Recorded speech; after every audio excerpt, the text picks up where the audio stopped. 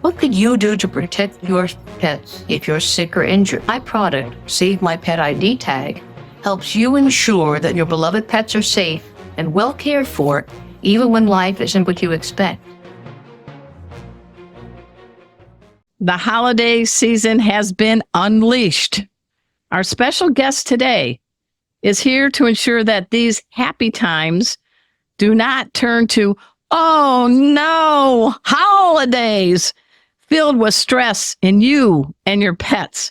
Please, at this time, give pause and applause to renowned veterinarian. She's on staff at the Wellness Pet Company, Dr. Bernal. Welcome, Dr. Bernal. Thank you so much for having me. I'm really looking forward to this. We're going to dive in because we know that stress rhymes with mess, right? Absolutely. And we don't want stress, mess, or depress. So we're trying to make a little more jolly and make it authentic jolly. But we want to kind of give a little background about you because you come from the land down under and you have been a veterinarian for a bit of a time. But let's roll back the clock if we could. I want people to know you, Dr. Danielle. What part of Australia did you grow up in? Well, I'm biased, but I'd say I come from Sydney, Australia, which is the best part. It's a lovely spot in the world, and that's where I grew up. I went to the University of Sydney and got my veterinary science degree, and it's lovely. But, you know, the adventures of pet food have taken me from practicing in Sydney, working on both horses and small animals, to then shifting into what I call industry, which is working as a veterinarian for pet food companies. And that's been my journey now for the last 20 years almost. It's taken me from Sydney to Singapore, back to Sydney, and now over here to Boston, USA. So I've loved it. Couldn't ask for a more adventurous, but also rewarding career where you're helping pets, even though it's not in a clinical setting, but from a nutrition and a well-being standpoint. Well, I'm sorry. Food is fuel, right? Absolutely. You are what you eat. All those mantras that we talk about really is the case. And I think especially when it comes to our pets, pet parents have so much love for their pet. They want to do the best for them. And there's so many choices, so much misinformation as well. So helping them understand what's right is a good thing to do. Yeah, because the Wellness Pet Company, I was doing a little research and I thought it was cool because they're almost technically 100 years old. If you start with the fact that it began in 1926 with a company, I love this, Old Mother Hubbard. Isn't it the best? And then Jim Scott and his son have converted it to the wellness. But what do you think about that? 1926. Yeah, I think it's great. And it was a family business called the Hubbard Bakery. So I thought, what clever marketing to pivot into dog treats with Old Mother Hubbard as well, give your dog a bone, and they were bone-shaped treats. So it's part of what I love about this company. We truly started as that family-owned business. It's only in the last few years we've changed our ownership, but that's something that's really ingrained into all what we call the employees who are wellies, and that shared well-being. Wellies, that always sounds Aussie, doesn't it, to you? It does. I'm going to roll with it. I can't make it as my own. But it's something that makes us all know what we're doing it for. And that's at the end of the day, our pets. So I love the heritage. I think it's been great that we've built this company from just a treats business to now our treats business is still a big part of our portfolio. But we've expanded it into food and alongside all the other trends that have come with pet nutrition. Well, and I've been in the business 25 years and I actually wrote a dog cookbook years ago with a veterinary nutritionist. And I always felt like there are quality commercial foods out there. And sometimes there's a nice homemade meal that you can make as a special occasion and things like that. But you really do need to focus. And we're going to do stress and holiday, but that starts at the bowl. So I'm a dog. I'm going to be a basset hound today. Okay. And I'm really hungry. And you, Dr. Danielle, you got a bunch of holiday guests coming over. I smell the turkey. Oh my gosh, I smell the mashed potatoes. I smell all that good stuff. And all these strange people are in here. Strange smells, strange sights. Tee it up from the dog standpoint or even the cat standpoint. What can be happening with all their senses tapped at a holiday mealtime and how there's stress possibly that you should be on the lookout for? Absolutely. I mean, we've all seen it ourselves and we're trying to cook for 10 guests coming. Your mother in that kitchen, you give her a wide berth because she's a lady on a For our pets, it's kind of the same. They pick up on so many changes. They can pick up on hormonal changes in us just by the smell in itself. So if we're starting to feel stressed, they might be like, well, hang on, what's going on here?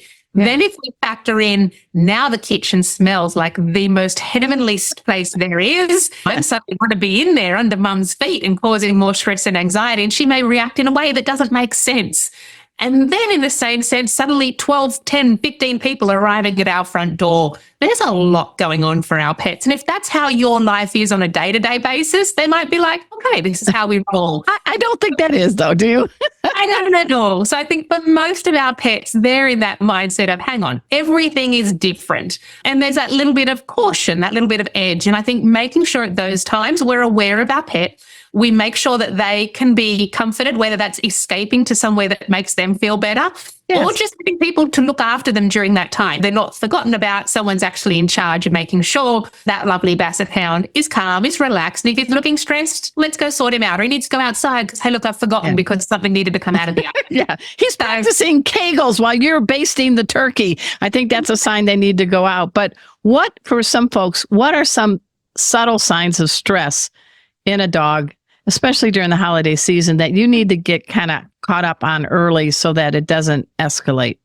Yeah, and this can be so varied. I always say to pet parents, many cases are your dog best. And you might just see them suddenly stepping away or going under a table, or a cat, for example, hiding more often and not being able to find her. It may even be as simple as a higher respiration rate that indicates that a little bit of worry going on. So it can be as mild as that. It can go right through to the other end of the spectrum where they're destructive, they're having accidents in the house that they never used to have, real key behavioural issues, or even more of that separation anxiety or barking at people coming in that they don't normally do. Well, yeah. So it's that real wide gamut that I think that's why it's so important, just to keep that mindset going into these crazy months, which we all love and we want our pets to be part of, but making sure that if they start to show those signs, hey, look, we might need to give them a timeout. We might need to help alleviate them. And if the party's not going to stop upstairs, let's make sure they can go downstairs somewhere to their quiet room and have their favorite toys and just have that de-stress for them as well as for us upstairs. So it's really about accommodating them within your family and knowing your dog, but recognizing what could be a little sign is actually an indication that something's not all good with your pet.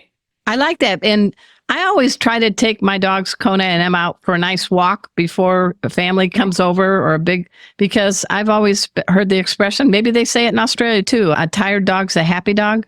Yeah, I use that with my kids. Tired boys are good boys. So it's absolutely, if you normally go for a routine morning walk and then you're suddenly not doing that, that's even more unusual, but it's also a great way of getting those zoomies out. We all know once you've gone to that exercise, done that routine, sniffed the neighborhood as well, you're more likely to curl up. You're more likely to be relaxed. So keeping that up during the holiday season is really important. As I said, even on those important days where things are going to be really different. Now, you talked about the walk. That's great. But I think people need to know more about the sniff. Why should we not have our dog on a fast gait all up and down to the whatever on a walk? Instead, stop and smell, well, maybe the pee on the hydrant. Yeah.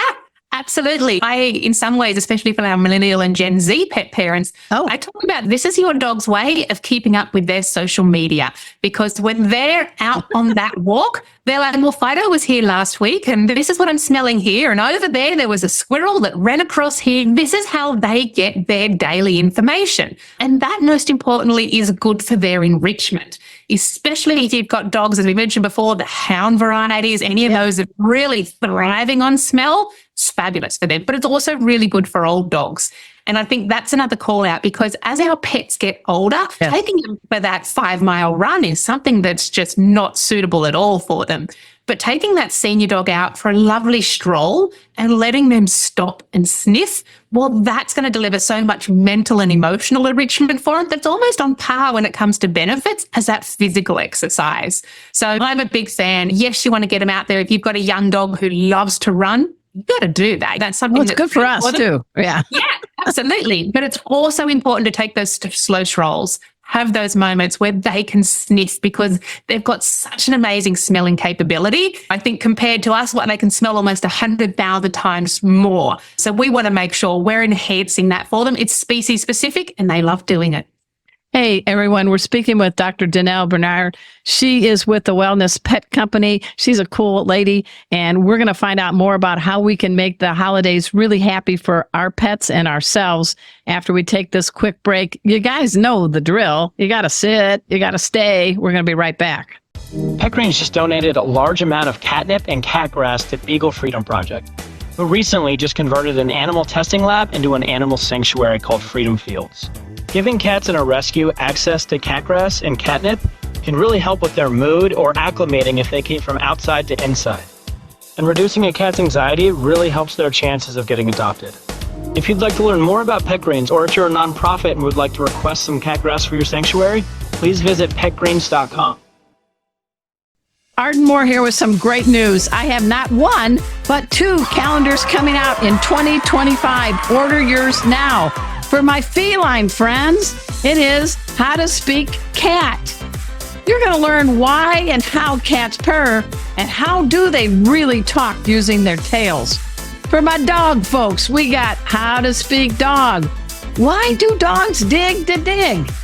And what does it mean when they go belly up? And what does it really mean when they're giving you doggy kisses? Answers are here. Get your paws on the calendars today. Go to Amazon.com or click on this QR code. Paws up. Welcome back to Arden Moore's Four-Legged Life Show. I'm your host, Arden Moore. I am speaking with a very renowned veterinarian. She is Dr. Bernal, and she hails from Australia. She's now in Boston. She's part of the Wellness Pet Company. I've seen her at major pet events like the Super Zoo and Global and things like that. She's a gal. Her head is filled with great knowledge for both the pet parent and the pet professional. And we were talking about the sniffing aspect and the need to get your pet enriched for the holidays, nutrition. So let's go through some do's and don't people food for the holidays. Go for it. So what's something you can sneak a little bit to your dog, and what should you never give to your dog during the holidays? This is one of the most topical questions I always get, because everyone is desperate to include their pet into the activities, because so much of it, especially Thanksgiving, is all about the food. So what I say, these are special treats. If we want to give something to our pet, pick things like the sliced turkey breast meat. Try and remove the skin. If you want to add sides, maybe steer clear of our sides, but things like raw carrot, apples, or even steamed pumpkin or sweet potato, they're fabulous options. A rule of thumb I normally suggest is that pet parents should never give their pet food, or give their pet food that's not complete and balanced more than 10%. That's really on a daily basis. Keep nutrition in check. For Thanksgiving, I kind of say, look, it's a once-off. Let's just give them their meal. That can be a turkey in that sense. They can have all their options. When it comes to the table, however, things to avoid: the turkey skin, the seasoning, the stuffing. And why? What is going on there? What I know there's a P word. Yeah, pancreatitis. It's always at these times of the year. We see it at 4th of July as well, when we've got the meats out, the grills out, the ovens, the sauces, all those things are higher in dietary fat. And while they taste great for our pets, that can actually cause a significant gastrointestinal problem and related to their pancreas, which is an inflammation. And that's when you can end up in that veterinary hospital that night with a on the holiday. On the holiday, which no pet parent wants ever, let alone on a public holiday day. So choose the foods wisely. It is about giving them a treat, but giving them a healthy one. And then separate to that, we know there's other issues like garlic and onions and grapes and chocolate, especially coming into Thanksgiving or even at the Christmas time. They're definite no-goes for our pets. So we often think, oh, they're just a little treat's a good thing, but our pets are not little humans. We need to make sure we keep them safe. And again, if you're not too sure, there is a plethora of commercial products available. We have freeze-dried mixes, toppers, delightful wet food. You name it, you can also find it there as well. And what about your personal pets? Who are they? And what do you do during the holidays? Well, I don't have any at the moment for the first time in my life. Wow. And the rationale for that is when we moved across here to the USA, we had 2 border collies the last one was 17 years old. I lived on a farm growing up. So they had an amazing life, came and lived with us in Singapore. But they were so lovely old ladies when we moved over here that we went, you know what, they're going to stay with my parents. So they're down there, and that worked out well for them. But I have 3 young sons who are forever hitting me up on You're busy.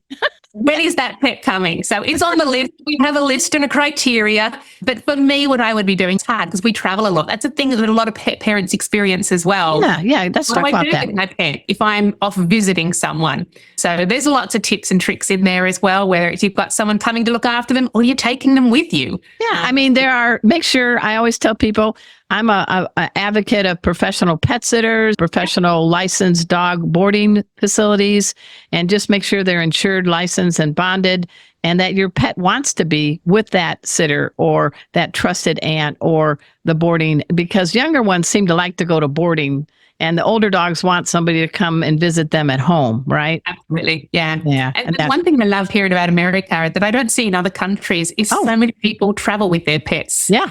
It actually makes my heart swell when I'm in the check-in line at the airport and I'm looking at cats there, dogs there, and they're all so chilled. But I'm like, you know what? I love that we can take them with us. Yeah, they're well-mannered. I mean, my cat, Casey, is an orange tabby. He's a therapy pet, and he helps me teach pet first aid veterinary approved courses. And guess what? He's going to Cleveland, Ohio in October and Williamsburg, Virginia in November to go to 2 major events to help me help others teach cat first aid. But when he's at the airport, he walks on a leash. He's got a harness. He's microchipped, and I'm very careful with him. But he loves it. He's a good little traveler.